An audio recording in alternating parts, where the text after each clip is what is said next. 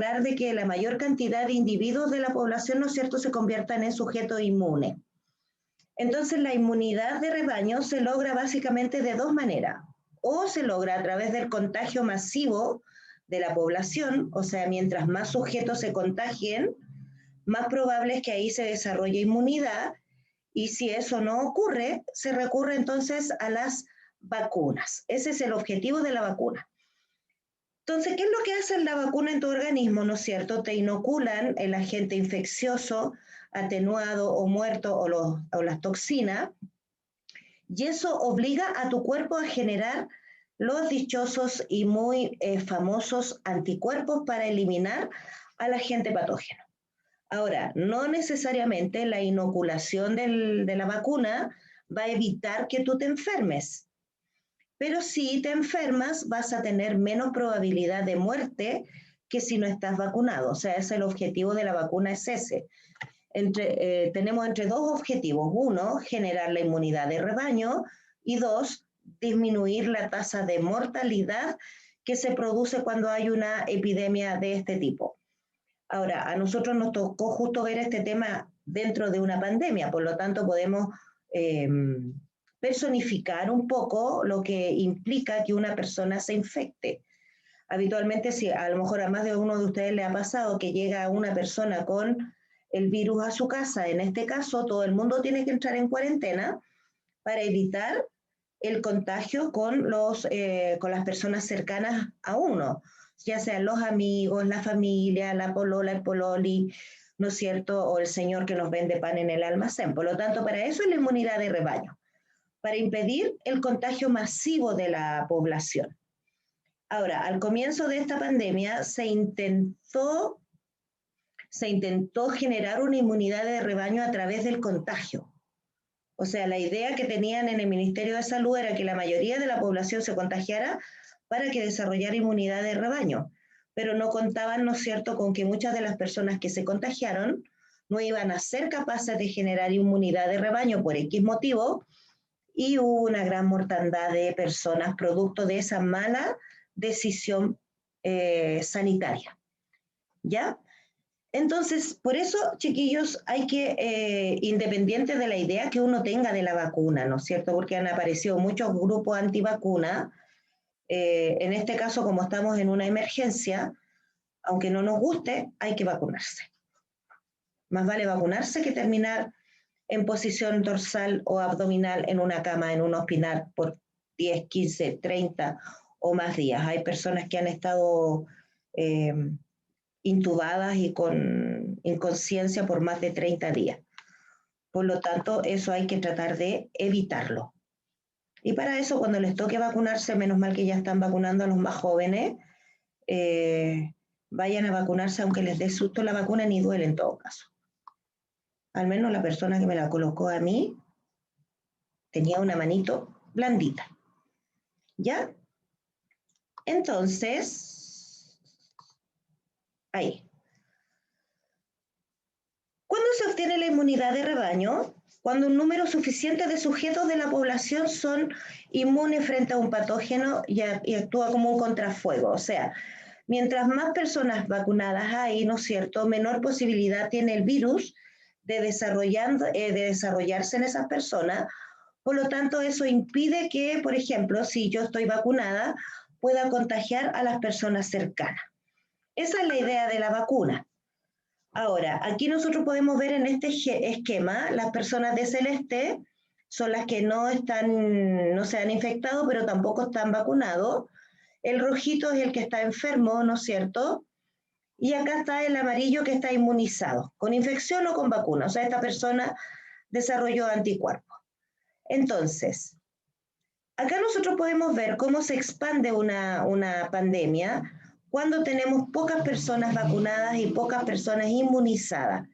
Acá podemos ver, ¿no es cierto?, que el nivel de contagio de un solo sujeto, que es el paciente cero, se le llama a este sujeto que está acá en rojo. Este paciente cero, ¿no es cierto?, paulatinamente a través de los días va contagiando a más individuos de su grupo, de su entorno, y a su vez el entorno contagia a otras personas. Y miren, la cantidad de personas que desarrolla inmunidad en forma natural es bastante poca, por lo tanto, por eso nos resulta la inmunidad de rebaño cuando uno no se vacuna. Que una persona desarrolle inmunidad, ¿no es cierto?, va a depender mucho a veces de la edad, de su estado de salud, de su estado nutricional y si tiene o no enfermedades cardiovasculares o si es diabético.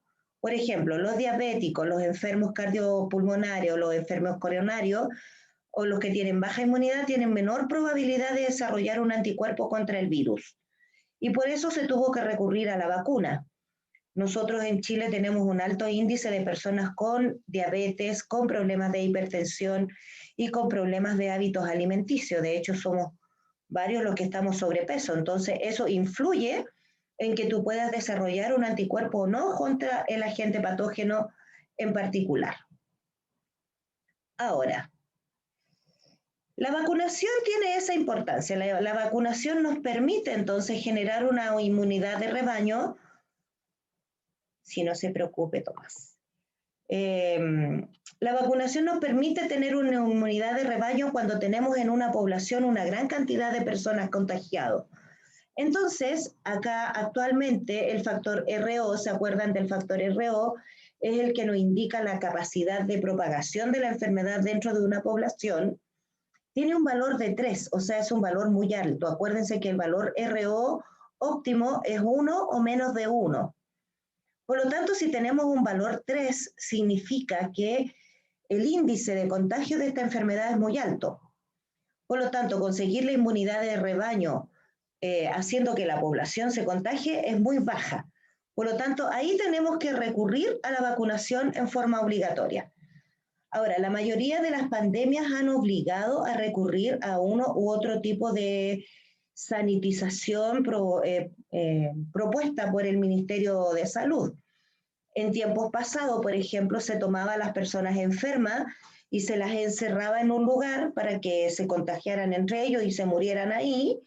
Incluso, ¿no es cierto?, eran tan severos que hacían la fosa común al lado de las personas que estaban contagiadas. Aquí Santiago está lleno de fosas comunes en distintas partes de la ciudad, producto de la epidemia de cólera que hubo en el 1800 y algo. ¿Ya?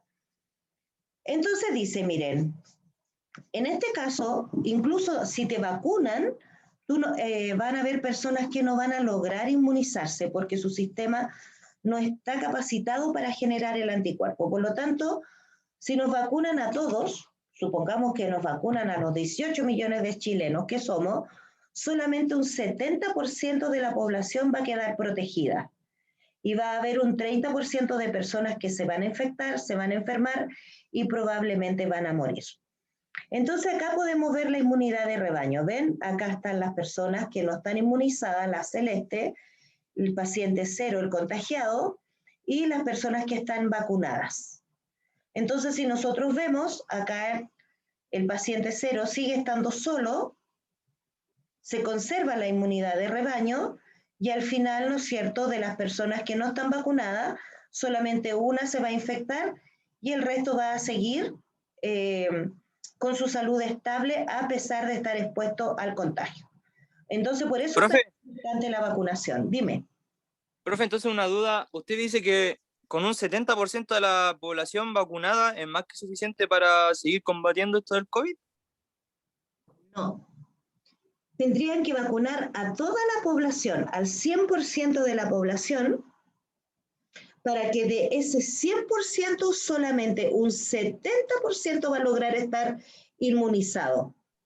O sea, va a haber un 30% de personas que a pesar de que se vacunen, igual se van a enfermar y probablemente también vayan a morir. ¿Ya? Ahora, ¿por qué es eso? Porque biológicamente no todos somos iguales.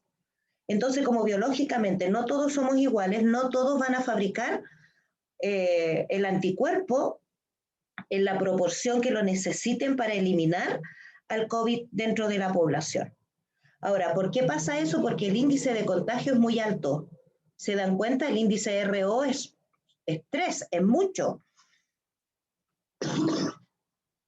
Entonces, eso nos indica que si nosotros no nos vacunamos o no se vacunan, probablemente la enfermedad va a seguir expandiéndose, como ha pasado ahora, ¿no es cierto? Que a pesar de que vacunan y esto, y ponen regla y cuarentena y distancia social, igual la gente se contagia. Porque los virus no se contagian persona a persona, no es que yo tenga que abrazarte para que tú seas contacto estrecho, sino que eso se expande por las gotitas en el aire. Y a pesar de que usemos mascarilla, acuérdense que el virus es una micromolécula, por lo tanto, perfectamente bien puede pasar a través de los orificios que tiene la mascarilla, porque la mascarilla no es una cosa impermeable, no es algo que impida que entre el oxígeno o que entre otra cosa. Entonces, la mascarilla, si bien te protege, no te protege en un 100%.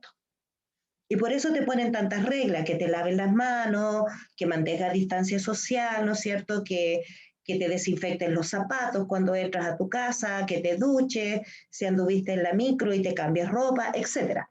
Todas esas son medidas sanitarias para evitar el contagio dentro de tu grupo familiar y que hace pues tu familia sea foco de contagio.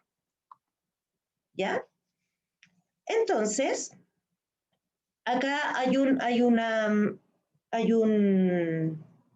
postulado de un epidemiólogo norteamericano que dice que los movimientos humanos han estado asociados a la dispersión de enfermedades infecciosas durante siglos, debido a la conquista, la exploración, comercio y en menor medida a la inmigración.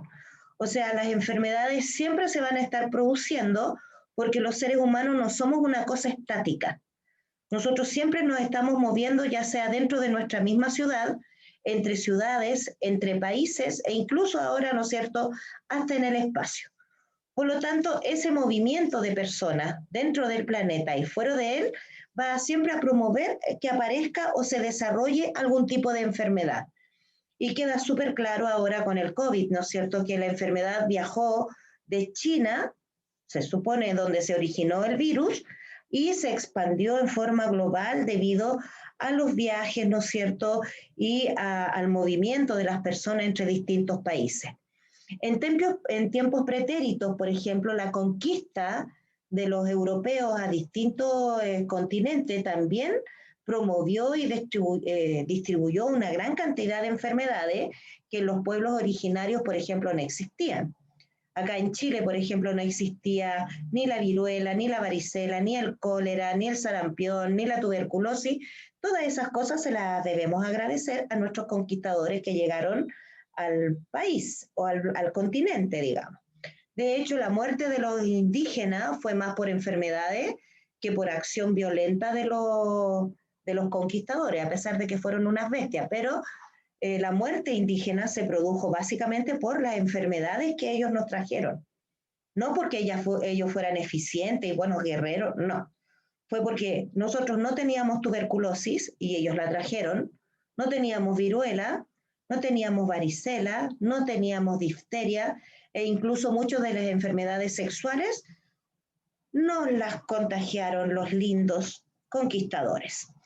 La exploración también, ¿cierto? Cuando van a explorar lugares nuevos, las personas que llegan a esos lugares llegan con una dotación de agentes patógenos que contagian el lugar, el comercio. Por eso ahora está tan limitado el que uno pueda comprar cosas de China o de Estados Unidos vía internet, porque el bicho puede viajar a través de los objetos. Y por la inmigración, o sea, que lleguen personas de otros países que traigan agentes patógenos que en un lugar no hayan. Pero eso es en menor medida, no significa que porque llegue una persona inmigrante nos va a traer alguna enfermedad que sea grave para nosotros.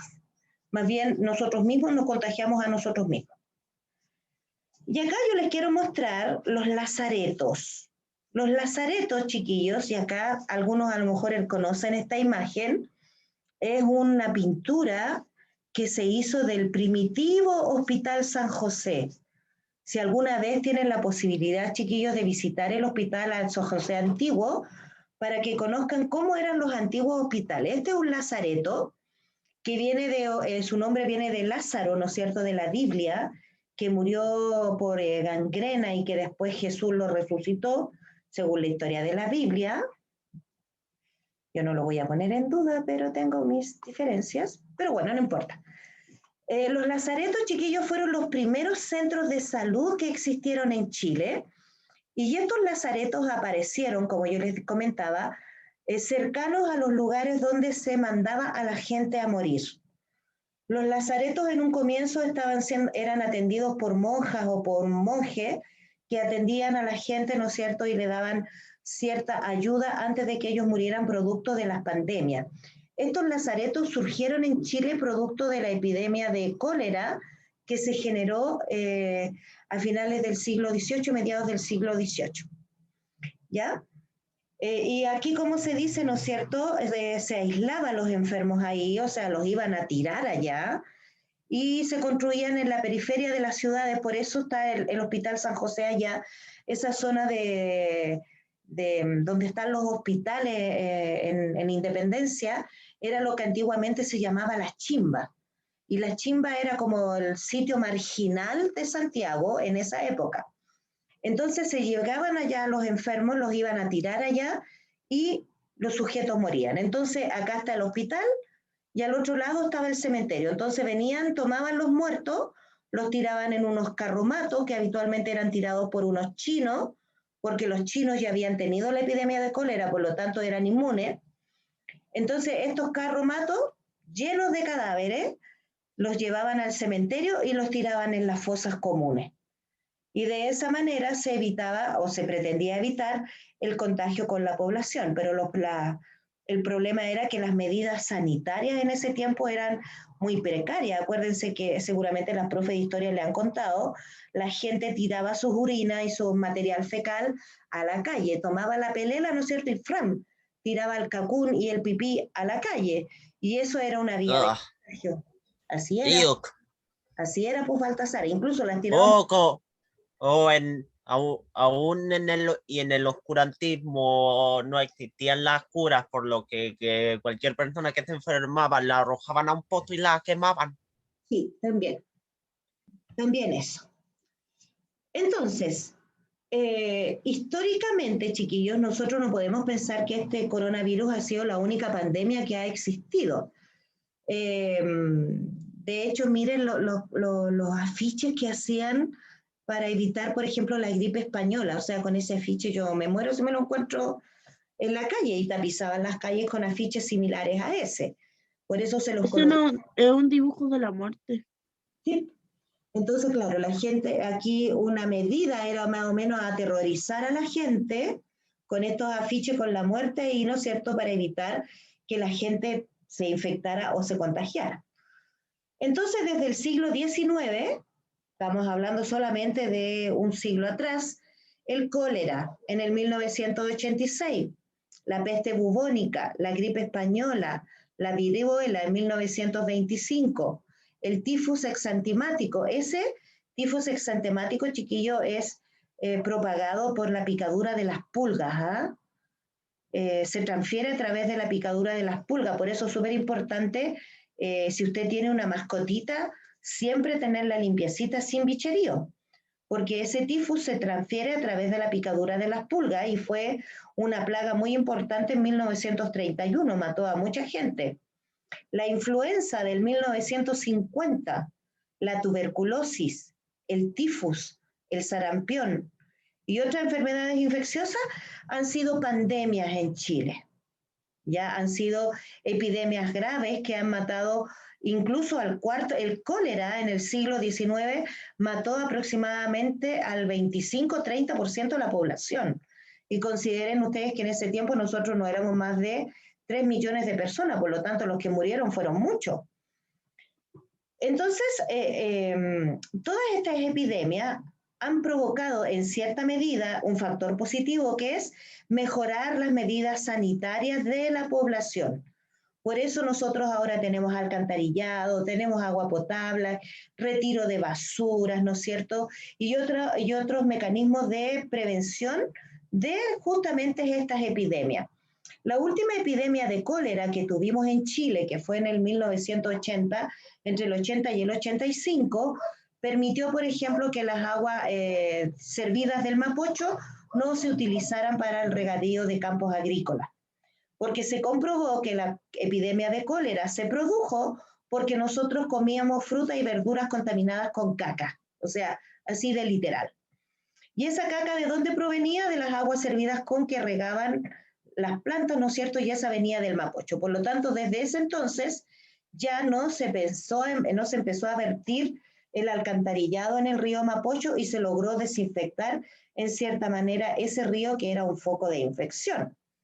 De hecho, los niños cuando iban a jugar al río, antes de que lo encauzaran, terminaban con una cantidad de pestes que eran impresionantes. Por lo tanto, el lado positivo de las pandemias es que se logran mejorar las reglas sanitarias del país, ¿ya? Entonces, ¿cómo han terminado estas pandemias y por qué no las recordamos tanto? Porque la mayoría de nosotros no recordamos que hemos tenido gran cantidad de pandemias, porque obviamente han ido desapareciendo de la población y se han vuelto enfermedades aisladas, o sea, cuando más afectan a una persona más que a otra. Entonces aquí nosotros podemos ver algunas pandemias que hemos tenido. La viruela, aquí podemos ver a un niño con viruela. La viruela era mortal para los niños pequeños y para los adultos también, y era altamente contagiosa porque se contagiaba en los hospitales, porque ustedes tomen en cuenta, era una enfermedad intrahospitalaria. Por lo tanto, si un niño desarrollaba viruela, habitualmente preferible tenerlo en la casa que llevarlo al hospital. La peste negra o la peste bubónica que llegó y que viajaba mucho con los embarques marinos, los marinos o las personas que trabajaban en navegación eran los principales precursores de la peste negra porque los barcos venían infestados de ratones. Y los ratones de los barcos traían unas pulgas que picaban a la gente y generaban la peste bubónica. Esta enfermedad fue súper grave, la difteria. La difteria era una de las principales causas de mortalidad infantil en la década de los 50, chiquillos. Y la difteria, como muestra aquí el dibujo, se caracteriza porque la zona de la laringe y la faringe se inflama producto de una infección viral y los niños pierden su capacidad respiratoria. Por lo tanto, los niños morían por asfixia. El tifus, que también se produce por la picadura de pulgas y garrapatas, ¿no es cierto? Ahí podemos ver nosotros la picadura. Y el tifus implica la inflamación de los órganos internos. Se inflama el hígado, el páncreas, los intestinos, los pulmones. En general, las vísceras se inflaman, generando una peritonitis generalizada, y esto después se rompen los vasos sanguíneos y se produce una hemorragia interna. ¿Ya? Entonces es peligroso que uno tenga como las ronchas de las pulgas. Sí, o sea, habitualmente cuando tú tienes picaduras de pulga, hay que desinfectar a tu animalito o mascotita o lugar que sea motivo de proliferación de pulgas, ¿ya? Las pulgas son muy buenas para transmitir distintos tipos de enfermedades, así que por eso se sanitiza a las mascotas, no es porque para que se vea más bonita o más graciosa, sino que es para evitar que el animalito a su vez sea para nosotros una fuente de contagio. El cólera, chiquillos, fue otra de las pandemias graves en Chile y el cólera es sumamente complicado porque produce vómitos y diarreas explosivas. La persona no puede controlar la eliminación de fecas y de vómito, por lo tanto, como es una diarrea explosiva, es altamente infecciosa y es generado por una bacteria. Afortunadamente, en la década de los 50, con el descubrimiento de la penicilina, ¿no es cierto?, se logró controlar un poco estas enfermedades bacterianas y a pesar de que aún existen focos de cólera en algunos lugares donde no hay sanitización, se logra controlar a través de antibióticos. Por lo tanto, el cólera ya no vendría a ser un... Ahora, el problema es que la bacteria que provoca el cólera se volvió resistente a los antibióticos. Porque la bacteria no es tonta, pues si la están matando, ella tiene que arreglárselas para sobrevivir. Entonces, ¿qué hizo la bacteria? Mutó y si nos llegamos a infectar de cólera, espero que no, porque es horrible, se trata con antibióticos. El sarampión también era una enfermedad que provocaba mucha mortalidad infantil en la década de los 50 Se caracteriza por una aparición, ¿no es cierto?, de manchas rojas en la piel, especialmente en la espalda y en la zona frontal del cuerpo, produce un escozor muy grande y también produce inflamación de las zonas de la laringe, faringe y pulmones. Y también es una enfermedad mortal. Profe, esa es la sarampión es como la típica peste que nos da cuando chicos. Sí, la escarlatina. Sí, también le llaman de esa manera. Pero como nosotros somos vacunados cuando estamos chiquitos, cuando tenemos entre el 0 día y el año, nos vacunan contra sarampión, Y nosotros, no nos da tan fuerte. claro, porque tú ya tienes el anticuerpo. Entonces, esa es la importancia de la vacunación infantil, ¿ves? Tú te puedes contagiar de la enfermedad, ¿no es cierto? Y vas a tener un poco de sarampión, pero nunca tan grave como para que tú mueras producto de la infección. Por eso es importante, si ustedes tienen hijos en el futuro, siempre colocarles sus vacunas al día, aunque se porten. Ah, yo tengo la vacuna, pero igual me dio como grave porque la sarampión me dio interna. Ah, claro. Uah, esto no se ve bien. Esto es tuberculosis, chiquillos. La tuberculosis fue una enfermedad también muy, muy grave, especialmente en 1800 hasta el 1950, y consiste en una bacteria que se come el pulmón, literal. ¿Ya? Entonces, esta bacteria se mete en el pulmón y empieza a devorar los alvéolos, que son los saquitos por los cuales se produce el intercambio de aire. Entonces la tuberculosis, e incluso hay un personaje de un libro, Madame Gautier, que murió de tuberculosis, un libro famoso. Bueno, ¿Y de dónde proviene esa bacteria? esta bacteria habitualmente tú te la contagias en el aire. Hubo un brote de tuberculosis después que se generó la epidemia del VIH, del SIDA, porque las personas que tenían VIH no tienen inmunidad. Entonces, la tuberculosis o la bacteria de Koch que produce la tuberculosis tuvo una mutación entre los años 70, 80, 90, que no había cura para el VIH. O sea, de hecho todavía no hay, pero no había control. Entonces hubo un rebrote de tuberculosis en esa época. Aún existe tuberculosis, pero como es una enfermedad bacteriana, se trata con antibióticos. De hecho, las personas que tenían tuberculosis se les llamaba tísicos. No sé si han escuchado esa palabra. Ya los tísicos se los mandaba acá en Santiago a un hospital que hay acá en San José de Maipo, donde los aislaban y se los mandaba ahí a recuperarse de la tuberculosis o a morir. Por eso en el cementerio del Cajón del Maipo hay muchas personas que murieron de tuberculosis. ¿Ya? Hay como una sección especial para eso. Sí, cuando una persona llega con una enfermedad infecciosa, van a la zona de aislados del hospital y ahí no puede nadie entrar, ni siquiera la familia, como ahora, po. Dime, Israel. ¿Qué quería preguntar? Atrévanse a preguntar, chiquillos, si aquí nadie nos ve. Ya, entonces, por ejemplo, actualmente si una persona está enferma con COVID, ustedes han visto que solamente lo pueden tratar las personas que son del personal médico. Cuando aparecían personas tuberculosas o aparecen personas tuberculosas o con alguna de estas enfermedades infecciosas, entran al área de aislados de los hospitales o de las clínicas o de los consultorios. Y de hecho, si llega una persona con una de estas infecciones, tienen que hacer una sanitización total del lugar donde esta persona se encuentra. Esta enfermedad, la poliomielitis, chiquillos, también es una enfermedad bien desconocida para nosotros, pero en la década de los 50, 60, 70 era sumamente grave en la población infantil porque provocaba daño en la médula espinal de los niños, provocando parálisis y provocando problemas de locomoción. Ustedes pueden ver aquí, todos estos niñitos tuvieron poliomielitis, y todos terminaron con su médula espinal dañada y tenían que usar muletas y artículos en las piernas para lograr sujetar, ¿no es cierto?, sus extremidades. Tenían que usar unos fierros que llegaban desde el muslo hasta el pie.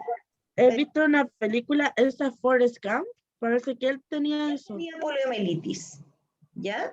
Forrest Gump tenía poliomielitis. Bueno, pero él logró sanarse, pero la verdad es que eso que ocurre en la película no ocurre en la realidad. Uno no deja de tener poliomielitis. De hecho, los niños tenían que ir a rehabilitación y cuando más podían dejar de usar la muleta, pero su andar siempre iba a ser a través de estas piezas que le colocaban en los pies. Y esta otra, chiquillos, que se las coloco aquí, la lepra. La peor de todas, la que puede hacerte caer las partes del cuerpo. Sí, Literal. sí. Una, hasta ahora.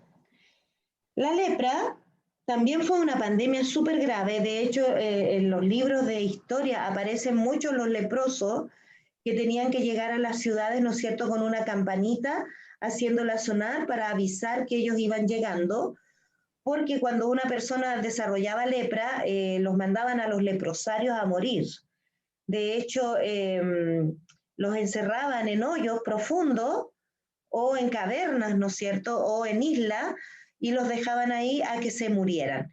Y acá, como pueden ver, la lepra es causada también por una bacteria que se alimenta de los tejidos humanos, los cuales se van descomponiendo con el sujeto vivo y se va cayendo la piel, la nariz, las orejas, a trocitos, ¿ya? Al final las personas Pero mueren. la lepra no tiene cura. No, actualmente sí tiene cura. Como es una enfermedad bacteriana, las personas con lepra son tratadas con antibióticos directamente por vía endovenosa. ¿Ya? Profe, solo hay una cura para todas las enfermedades. Reemplazar nuestras partes enfermas con tecnología. Sí, por eso